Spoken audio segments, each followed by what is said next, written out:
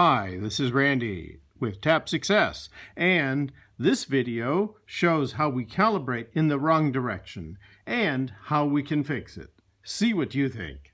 If your toe is throbbing, how do you focus on a healthy foot? Well, you've got to stand back and look at the bigger picture of it. And the bigger picture is what we emphatically described here today, is that this wave equals this wave, and that while that calibration is happening, so is this. And you just got to decide, do you believe more in the eternalness of yourselves or this specific moment in time? That's why we were nitpicking over the idea of grounded, because you're moving rapidly forward. Hard to not notice that. Hard to not see it and hear it and smell it and taste it and touch it, because that's what you do with your physical senses. So it requires activating something that means more. It means activating the point of conversation that you can have with your source energy. And that's a vibrational conversation that is demonstrated through emotions. So when you feel fear, you're not doing it. When you feel worried, you're not doing it. When you feel like you're not sure of what you're doing, you're not doing it. Want to calibrate it? Yes. So notebook is open and the situation has been described. Give us the emotional clues that obviously let you know how easy it has been and how normal it is for you to have, in this situation, calibrated to what is. I feel distress. I feel sad. I feel powerless sometimes.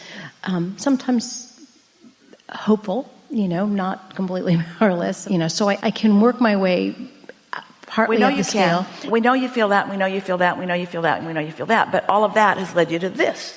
Right. And so let's calibrate this. When I focus on this situation, which I am describing here, I feel worried, and there's another vibration that has an emotional demonstration that we want you to find.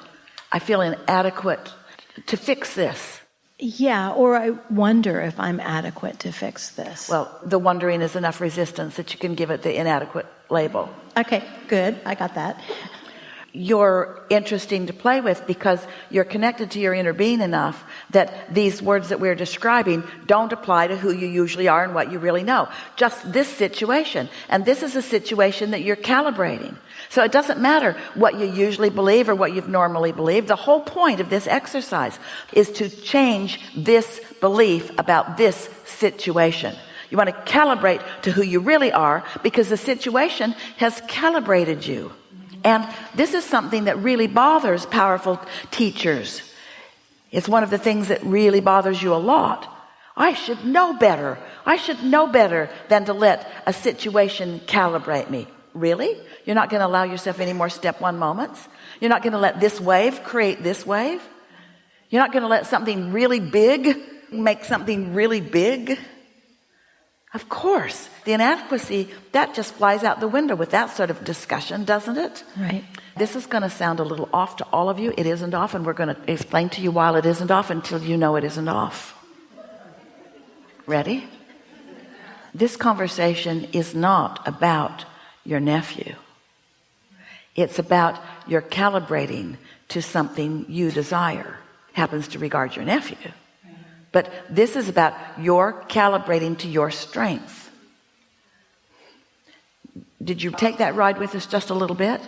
Because in human conversations, how could you be so selfish to be worrying about how you feel when your little nephew is suffering? You should be thinking always and only and completely about your nephew. And we say, you do that, you've got no power. You let what is dominate your thoughts, and you don't reach for the way your inner being is looking at this. We want you to know something. We're just going to say it straight out. If you knew right now your inner being and what your inner being thinks about most things, as a normal, physical, human being, you would criticize your inner being for not being sensitive enough. You would criticize your inner being for not being willing to be there for you. And you know what? You're right, because your inner being will not be there for you. Where is your inner being? There for you. And who put there? You did. You put there. You were the one who put there. So don't criticize your inner being for not going there with you. Your inner being is never going to go there with you. Your inner being stays over here. And so you had a there which caused you to create a there. And the reason that you ever feel anything that is an emotion that is diminished in any way is because you're going over there and your inner being isn't over there. Your inner being's over there. It really is that simple. Your inner being's over there. Okay, I've got that. Yeah. So I need to get there with my inner being. That's a good pathway. So you know what these emotions are. So what do you really know?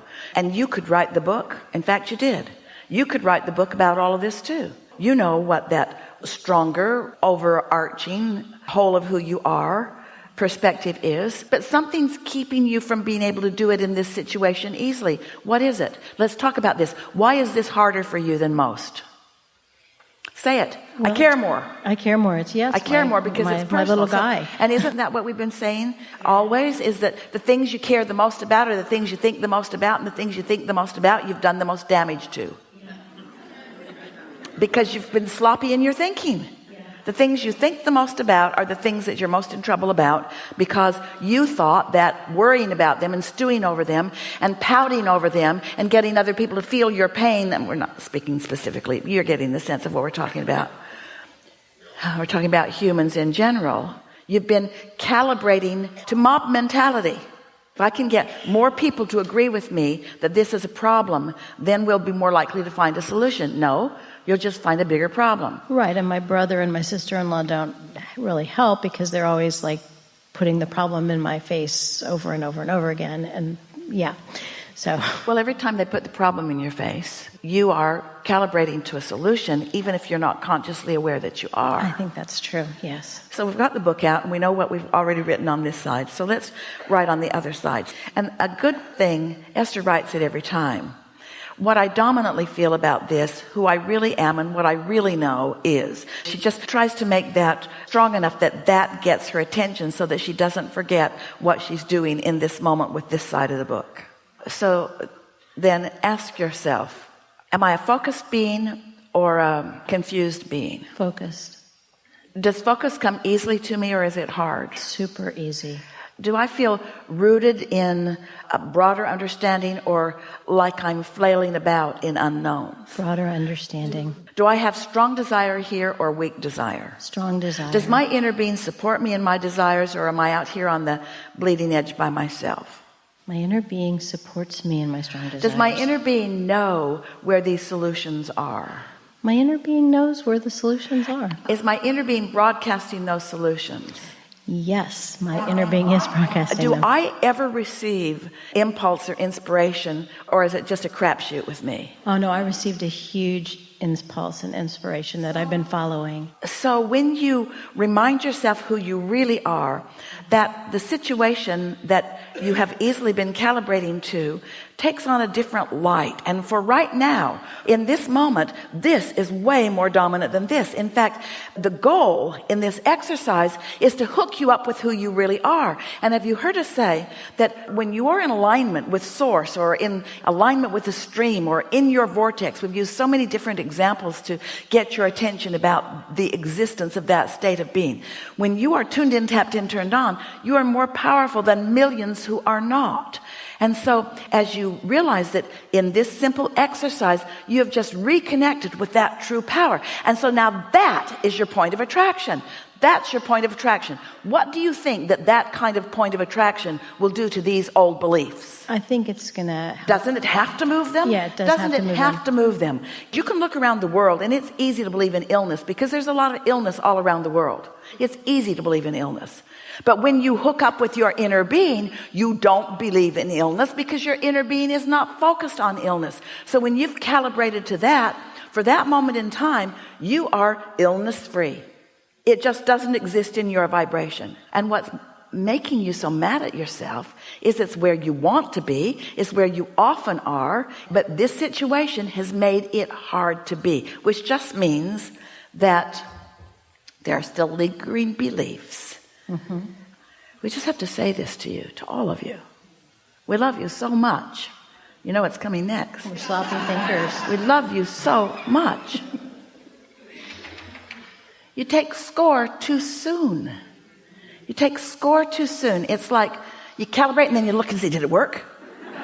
Well, you're not calibrating to change that you're calibrating to assure your vibrational stance. You're calibrating to change your point of attraction. Hear this. This is so big. The whole purpose for calibrating is to change your point of attraction. People who are deliberate creators, you commonly think, I'll get tuned in to this power and then I'll squirt it over there and I'll make that person well. Yeah. I will manipulate the laws of the universe. Now, stay with us. We're right on the brink of something really, really, really important. Esther has to breathe because we're going to yell. There is no such thing as assertion. It does not exist. Assertion does not exist. You don't tune in to assert well-being or to change people and make them not mind your messy kitchen. You tune in to your power. You tune in to your joy. You tune in to your love. But what are you tuning into? Why? What's the whole point of it? Your point of attraction. Your point of attraction. So, is it logical to you that you have a vortex version of your nephew? Yes. And is it logical to you that you have a, grounded version, a what is version? So the whole point of calibrating is to make it easier for you to move this way than to move that way. To make the groove in the road that makes it easier to go that way than that way. Mm-hmm. To come to believe in desire. Do you know, I'm going to make a strong statement, preceded by some silence so we have your attention.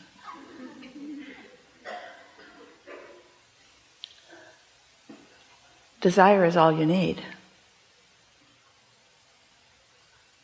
But you hardly ever let yourself have a desire without a belief that shoots it in the foot.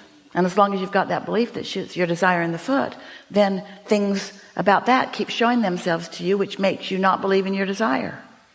But if you could just have a pure desire, your inner being has a pure desire about the things that matter to you.